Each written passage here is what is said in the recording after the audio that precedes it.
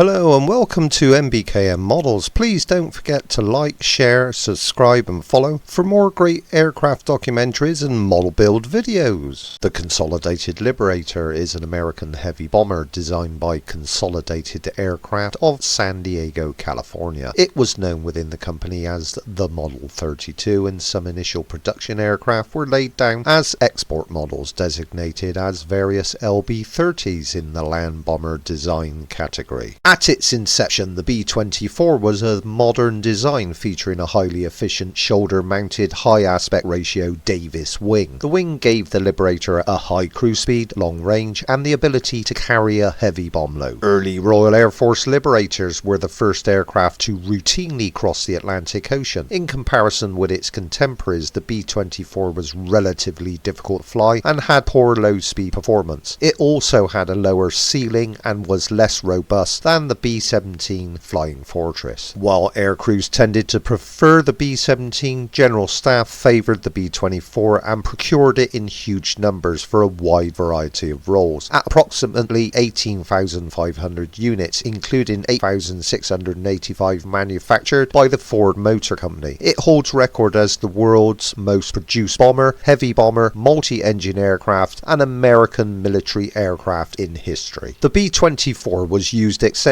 in World War II, where it served in every branch of the American Armed Forces, as well as several Allied Air Forces and Navies. It saw use in every theatre of operations. Along with the B-17, the B-24 was the mainstay of the US strategic bombing campaign in the Western European theatre. Due to its range, it proved useful in bombing operations in the Pacific, including the bombing of Japan. Long-range anti-submarine liberators played an instrumental role in closing the mid-Atlantic gap in the Battle of the Atlantic. The C-87 transport derivative served as a long-range, higher-capacity counterpart to the Douglas C-47 Skytrain. By the end of World War II, the technological breakthroughs of the Boeing B-29 Superfortress and other modern types had surpassed the bombers that served from the start of the war. The B-24 was rapidly phased out of US service, although the PB-4Y-2 privateer maritime patrol derivative carried on in service with the US Navy in the Korean War. The Liberator originated from a United States Army Air Corps request in 1938 for Consolidated to produce the B-17 under license. After company executives, including President Reuben Fleet, visited the Boeing factory in Seattle, Washington, Consolidated decided instead to submit a more modern design of its own. The defensive armament of the B-24 varied from transport variants, which were usually unarmed, to bombers armed with up to 10 50 caliber M2 Browning machine guns located in turrets and waist gun positions. The first British Liberators had been ordered by the Anglo-French Purchasing Board in 1940. After the fall of France, the French orders were in most cases transferred to the United Kingdom. The RAF found, as did the US, that global war increased the need for air transports, and early type bombers and seaplanes were converted or completed as cargo carriers and transports. LB-30As were assigned to transatlantic flights by RAF Ferry Command between Canada and Prestwick, Scotland. The first Liberators in British service were ex-USAAF YB-24s converted to Liberator GR1s, USAAF designation LB-30A. The aircraft were all modified for logistic use in Montreal. Changes included the removal of all armament provision for passenger seating, a revised cabin oxygen and heating system. Ferry Command's Atlantic return ferry service flew civilian ferry pilots who had delivered aircraft to the UK back to North America. The most important role, however, for the first batch of the Liberator GR1s was in service with RAF Coastal Command on anti-submarine patrols in the Battle of the Atlantic. The United States Army Air Forces took delivery of its first B-24As in mid-1941. Over the next 3 years, B-24 squadrons deployed to all theatres of the war: African, European, China, Burma, India, the anti-submarine campaign, the Southwest Pacific Theatre, and the Pacific Theatre. In the Pacific, to simplify logistics and to take advantage of its long range, the B-24 B-24 and its twin, the US Navy PB-4Y, was the chosen standard heavy bomber. By mid-1943, the shorter range B-17 was phased out. The Liberators, which had served early in the war in the Pacific, continued the efforts from the Philippines, Australia, Espiritu Santo, Guadalcanal, Hawaii and Midway Island. The Liberator peak overseas deployment was 45.5 bomb groups in June 1944. Additionally, the Liberator equipped a number of independent squadrons in a variety of special combat roles. The cargo version C-87 and C-109 tanker further increased its overseas presence, especially in Asia, in support of the 20 Bomber Command air offensive against Japan. So vital was the need for long-range operations that at first the USAAF used the type as transports. The sole B-24 in Hawaii was destroyed by the Japanese attack on Pearl Harbor on the 7th of December 1941. It had been sent to the Central Pacific for a very long-range reconnaissance mission that was preempted by the Japanese attack. Australian aircrews seconded to the Royal Air Force flew Liberators in all theatres of the war, including with RAF Coastal Command in the Middle East and with Southeast Asia Command, while some flew in the South African Air Force Squadron. Liberators were introduced into service in the Royal Australian Air Force in 1944 after the American commander of the Far East Air Forces, General George C. Kenney, suggested that 7 heavy bomber squadrons be raised to supplement the efforts of American Liberator squadrons. The USAAF transferred some aircraft to the RAAF, while the remainder would be delivered from the USA under Lend-Lease. Some RAAF aircrews were given operation experience in Liberators while attached to USAAF squadrons. 7 flying squadrons, an operational training unit and 2 special duties flights were equipped with aircraft by the end of World War II in August 1945. Thanks for watching, thanks for listening, and until next time.